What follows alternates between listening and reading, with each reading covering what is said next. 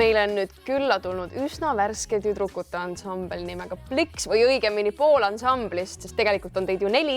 Aga tere, Brianna ja tere, Mellin. Tere! Rääkige, kuidas teie bänd alguse sai?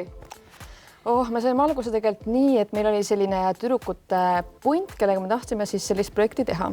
Ja siis me katsetasime, et kes siis tegelikult oskab väga hästi laulda ja tantsida ja või kes mitte.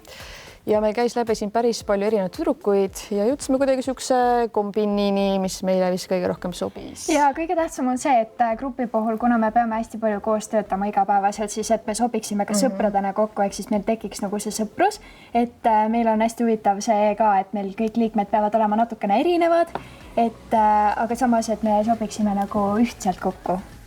Just võt. Kuidas teie rollid siis täpsemalt selles bändi tegevuses jaotatud on? Kes millega tegeleb? Me kõik tegeleme, ma arvan, kõigega, aga meil on nagu kõigil oma tugevused, et kindlasti osad on tugevamad tantsijad, osad on tugevamad lauljad. Meil on näiteks Mimi, kes on siis paberitega lauluõpetaja ja teised, paljud meist on ka professionaalsed tantsijad, kes siis teevad tantsutrenne. Seal näiteks niisugusel salsa, latina tantsus. Mina olen siis rohkem tänavatantsu pool ja mina tegelen näiteks rohkem laulmisega ja siis meil on ka erinevad, me ei tega ainult muusikat, et meil on ka kõik need visuaalid, riietused, stiil on kõik osa sellest projektist, ehk siis seda me ka kõik siin ise mõtleme, nii et teeme kõike. Kirjeldage oma bändi 3 sõnaga. Vägev. Ilus. Talendikas, ma ütleks. Okei, jah, sobib. No super. Mis muusikat te teete? Mida te pakute Eesti rahvale?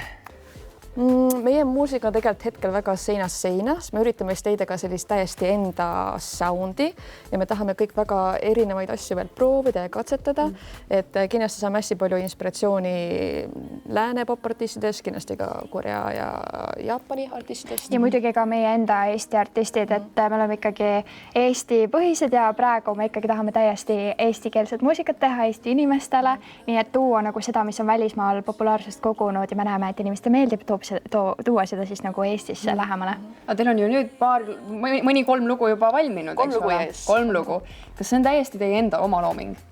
Ja kõik sõnad ja viis on meie oma ja siis... Ainult siis praegu on olnud see beat või instrumentaal on siis produtsendi poolt, aga kõik sõnad, kõik teema on meie poolt ja siis me olemegi salvestanud siis ka teise produtsendi abiga. Sest et meil on hästi oluline, et see muusika ei räägiks lihtsalt armastusest, mis kipub siuke popmuusika puhul nagu juhtuma ja me tahame rääkida nagu erinevatest asjadest.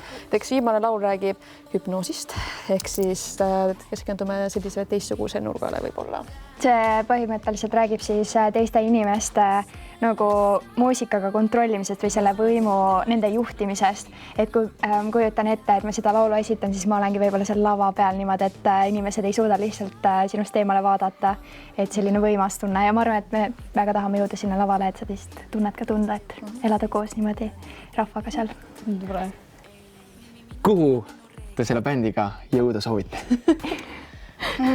Kaugele? Välismaale. Mis teie eesmärk on? Esimene eesmärk praegu on võib-olla saada ongi mingisugusele suuremale lavale tahaks jõuda. Ja kindlasti tahaks Eesti suured lavad ikkagi nagu läbi käia.